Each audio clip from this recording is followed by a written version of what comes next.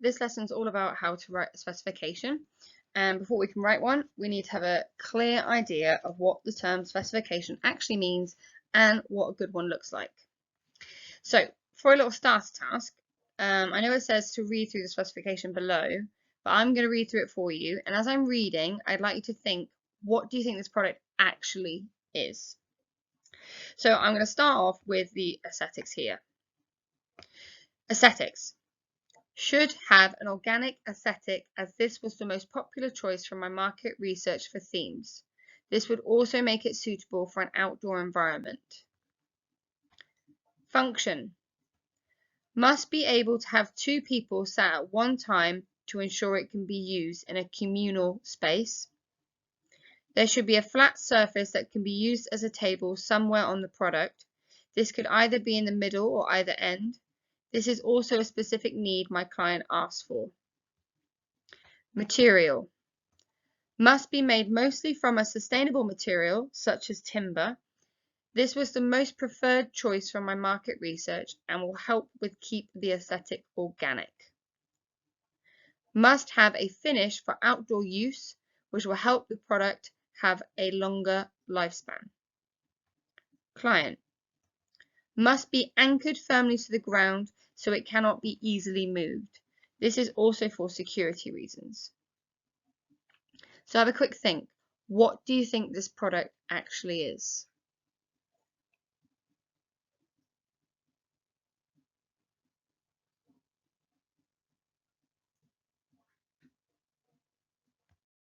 The answer is an outdoor bench with a table in between each seat, something like what you can see on the screen. So, what is a specification? Now, hopefully you've heard this term many times before, whether that's in year 11, year 10, year 9, even in maybe Key Stage 3. But a design specification is a list of criteria that suggests what a product is going to be. And the specification is written before the product is actually made. So it uses all criteria or all elements of Access FM to make sure that it is crystal clear. And it also justifies why the product is going to be that end result as well, which I'm going to come on to in a second. But here on the screen, you can see a waggle, so what a good one looks like. I'm not expecting you to read through the entire thing, but I just wanted to show you what a good one actually looks like. Okay, so the next slide shows you Access FM and gives you questions that you can answer in order to write your own, because that is going to be your main task for this lesson, as well as additional homework. Sorry, because it's going to take you a good amount of time, at least 45 minutes to write a good specification, because you've really got to think it through. So you can use the following questions to help you. Now I have converted this PowerPoint and this YouTube video into a PDF where those questions are, but I also give you some other things that you can write about. So you might want to make a few notes, or just make sure you come back to this video at any point when you're writing your own, so you know, to make sure that you write your specification nice and clear and make it nice and informative. So a successful specification will cover all areas of Access FM. So let's start with the aesthetics. What is it going to look like? So this could be color, it could be shape, it could be texture, it could be form, anything to do with the appearance. Next one is cost. How much you intend to spend on the manufacture. So this doesn't need to be like to the pennies statement. It could just be a suggestion. So I intend to spend £5 to £10 on materials to make sure my product is budget friendly, something along those lines. Client. How will it be suitable for your client? Now, this is an important one. No matter what you're doing, you always have to reflect back to your client, and hopefully you have a lovely client research page that you can use to remind yourself as to what your product needs to be suitable for your client, as well as what your client actually wanted it to be. Environment. This can relate to sustainability or environmental impact, or it can relate to where the product would actually go. So I.E. Is it going outside? Does it need to be weatherproof? Or is it going inside? Does it need to keep to a certain home aesthetics or theme of the home? Does it need to be child friendly because it's going in a family home, etc. Next one, size. What size / weight it will be. You can also explain how it will be ergonomic. So if you have no clue what the weight is going to be, or if you have no clue what the size is going to be at this point, this is where you can start making some suggestions. So I think the product will be, or the product could be this size. And this is also something you can go back to and confirm when you've actually made the product, or you have a much better idea as to what the final product is going to be. And when we say this lovely term here, ergonomic, how is it going to be comfortable and easy to use? This can relate to things such as, is it going to have a handle? Is it going to have a window so you can see whether the product is full? So for example, kettles. Kettles are the most ergonomic product you'll ever find because not only does it have a handle, which makes it easier to carry and maneuver, it has a lovely little window to show you how much water is left in the kettle. That's an ergonomic feature. It stands steady on a table. That is ergonomic, so it means it's not wibbling, wobbling all over the place. It might have an easy release, a push release button for the lid to pop open so you can then refill it. That is also an ergonomic feature. So if you're not too sure how your product is going to be ergonomic, just think to yourself, how is this comfortable and easy to use? And don't overthink it. Think of a kettle. How is a kettle easy to use? And then go back to your product. Next one, safety. How will you ensure the product is safe to use? Obviously, there will be no sharp edges. We always say that. But think more like, is it going to have electronics? If so, are the wires going to be exposed, or are you going to make sure that they're discreet and secure into position? Is it going to be a plug outlet or USB? Therefore, do you need to have instructions that go with it? Are you going to apply a finish to it, so a paint or a varnish?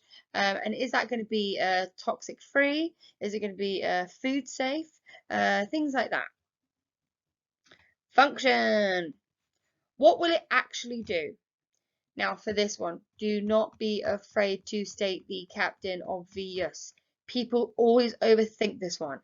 Does it go on a wall? Does it go on a table? Should it tell the time? Does it store things? If so, what things does it store? So do think of the absolute captain obvious, but try to think of all different angles as well as you can, if you can. So literally, what will it actually do? Will it be decorative? I'll stop talking now.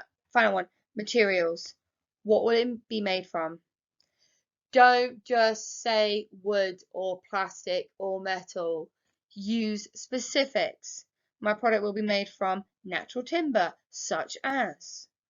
My product might be made from a polymer, such as. Use a textbook or a vision guide or even BBC Bite Size. That's brilliant for different materials. Have a look on there. They'll give you plenty of ideas if you're not sure. Or go onto the old Amazon or any internet shopping site, find a product similar to yours, and if you look in the product specification list on the website for that product, it will tell you what that product's made from. So if you're making something similar, maybe you might want to use a similar material. And also, if we don't have the material in school, it doesn't mean you cannot say your product won't be made from that. So, for example, you might be making something that is electrical, all right, a speaker or a lamp. You're going to want to use a type of polymer or a material that is an electrical insulator. Now in school, we only have acrylic or high impact polystyrene, but when you go and do some additional research, you might find that most electrical products are made from melamine formaldehyde, or some of them are made from polypropylene. Now, we don't have this stuff in school, but it doesn't matter because what you're making in school is just a prototype.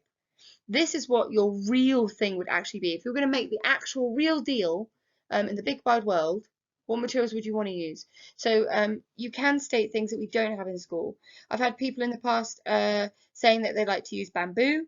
I've had people in the past saying they'd like to use titanium. Now, we don't have that at school, but it doesn't matter. This is what the real thing would be made of if it was going to be made in industry. Okay, coming back to this waggle. I know there's a lot. I know this video is long, but pause it if you need a break and come back. But this is important. Your specification needs to give someone a strong, I'll repeat that, strong understanding of what this end product is going to be. So to do that, you need to use some rather specific terms. And the specific terms I'm talking about are these ones here that are highlighted in yellow. So let me just read through this real quick. Aesthetics. My stationery holder should be colourful using either paint or different coloured acrylics. My product must be unique, original. I will do this by enhancing the sources of differentiation. My stationery holder could be modern. I could do this by using a wide range of shapes. My stationery holder could have a retro theme, such as the 80s. For example, blah, blah, blah, blah, blah. Should, must, could. These just small words really give a clear idea as to what the end result is going to be. And if you cast your mind back, right back to the start of this video, when I was reading through a specification for you, they all said must, should, or could. So it would be a great idea to go back to the very beginning when you're writing your own specification to remind yourself and to see the sentence structure, which I'm also going to show you next. Oh, a good specification will give the reader a strong idea. I've just said all that. All right. So, little reminder, when you're writing yours, please do use the whole of Access FM. However, here we go. Class 1. You're going to write a specification for your product. And when I say your product, I mean your product, not something you've researched, yours. The final thing you want to make or you would have made in industry if you could. But when you're making yours, you will use Access FM, but I want you to focus on these first. Function, aesthetics, materials, and client. Focus on these first. Then go on to cost, safety, size, and environment. Because these ones here, in my opinion, depending on the type of product that you're actually making and the research you've already done, these are the most important ones. So we have to make sure that these are crystal clear, which is why I like to start with these. All right. So start with function, aesthetics, materials, and client. Then maybe have a break. Then come back and then go on to cost, size, safety, and environment. This is a specification writing frame, so this is to help you in order to write your specification in case you're not entirely sure how. So we've got some sentence starters here, my product must, my product will, this product, the end product, etc. You can obviously use others. I then got some connectives here to help explain yourself if you feel like you need to at this point. And then at the bottom, in this lovely peach box, I've got the definitions of must, should, and could. Now, these are really important, so let me read through these for you right now. Must. What the product needs to include in order for it to be 100% successful. Should. Things that are extra, which will improve the design. And then could. Things that would help to improve the design, but aren't necessary in order for it to be successful. So those are the definitions of those three terms which you must include. All right, must include. Then task 2, yay! Task 2, I want you to read through the specification you've just written and add a short sentence to justify why your product is going to actually be that thing that you've just said. Now you can do this by adding a connective to your sentence, just like I showed you previously. So because, so that, etc. Or you can just add an additional short sentence onto it. And there are some examples I'm going to read through on the next slide for you. So This is a waggle you've seen before, but I've added to it. So I'm going to read through the aesthetics, and the first one here. My stationery holder should be colourful using either paint or different coloured acrylics so that my product stands out and is aesthetically pleasing. So I've used a connective there to help justify why my product needs to be colourful, oh sorry, should be colourful using either paint or different coloured acrylics.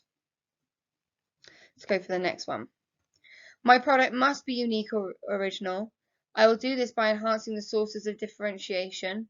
This is a specific request from my client, and will make the product more suitable for them.